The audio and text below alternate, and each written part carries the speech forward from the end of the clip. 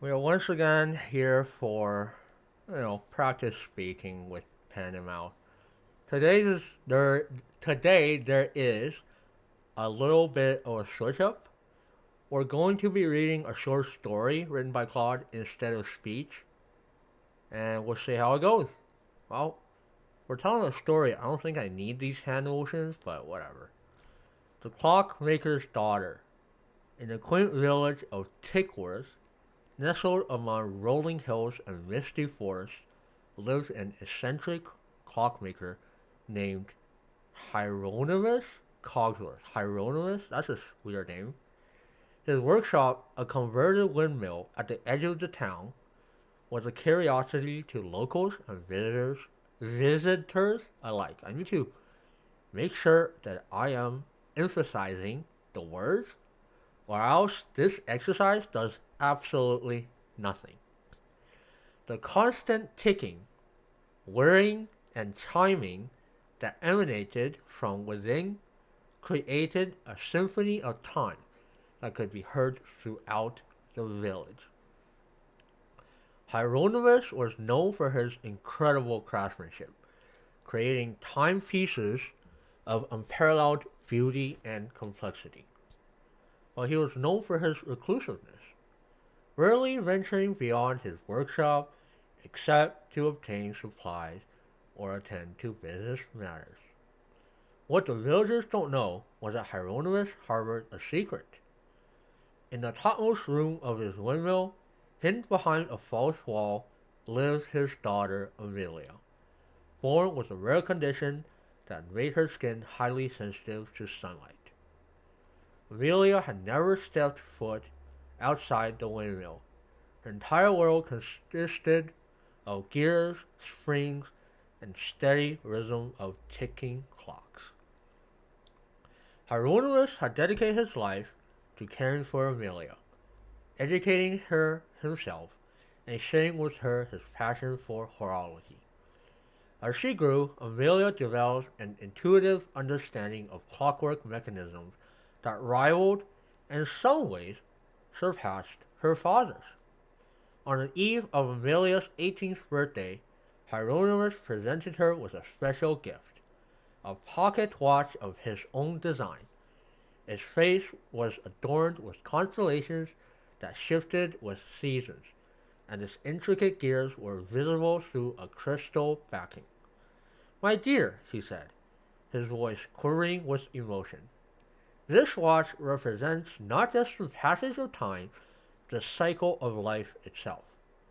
It is a reminder that change is inevitable and that even in darkness, there is a beauty to be found. Ooh, so deep.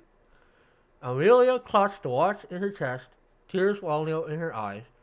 It's beautiful, Papa. Thank you. Am I acting now? Okay, I guess I am. Whatever.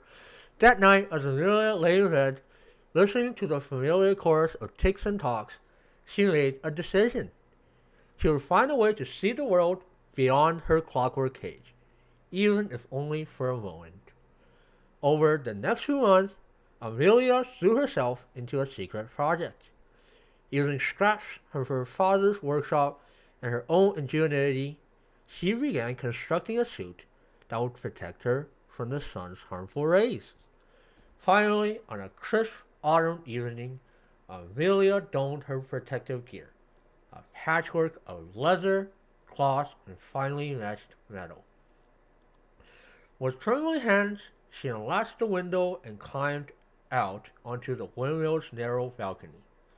The world that had greeted her was more vast and beautiful than she had imagined.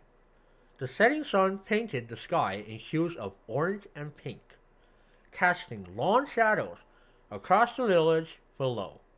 A cool breeze carried the scent of fallen leaves and distant wood smoke.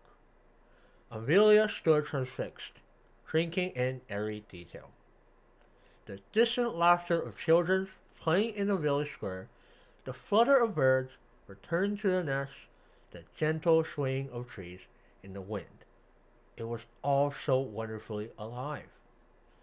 As she gazed to the horizon, Amelia noticed something strange. A faint, pulsing light was visible in the forest beyond the village. Curiosity overtook caution, and she carefully made her way down the windmill's exterior, using her knowledge of its structure to find footholds and handholds. Heart pounding with exhilaration and fear, Amelia crept through the village, keeping to the shadows. She marveled at the texture beneath her feet, the cobblestone of the square, the soft grass of the commons, the church of leaves along the forest path. As she ventured deeper into the woods, the pulsing lights grew stronger.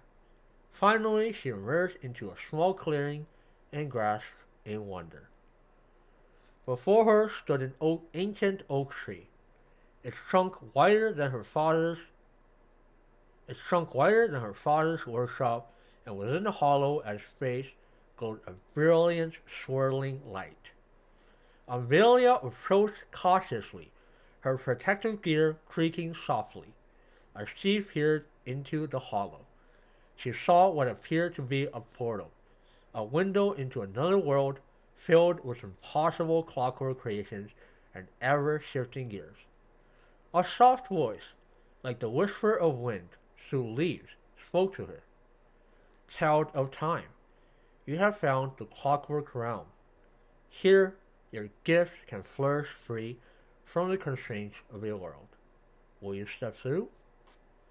Amelia hesitated, her hand clenching the pocket behind her, her hand clutching the pocket watch her father had given her.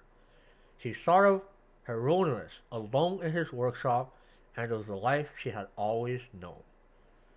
But the pull of the unknown, the promise of a world where she could truly belong, was too strong to resist.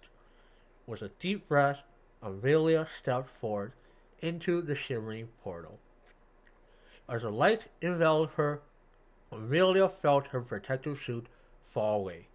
Her skin, for the first time, was touched by a strange, clockwork sun that didn't burn. She laughed with joy, spinning in place as gear and springs danced around her. I wonder if this is a good ending or a bad ending. We'll have to see here. In the village of Tickworth, Hieronymus Cogsworth woke with a start. Something felt different, though he couldn't say what. As he climbed to the stairs to check on Amelia, a single gear from her pocket watch clattered to the floor behind the false wall, the only evidence of her incredible journey. Wait, what? And so began a new chapter in the story of the Clockwork's daughter, a tale of two realms, of time and timeless, and of the unbreakable bond between father and his child. Wait, that ending was really weird. Claude, you gotta do better than that. That ending was not it. Okay, Claude? You can do better than that, right? Well, anyways, that's it.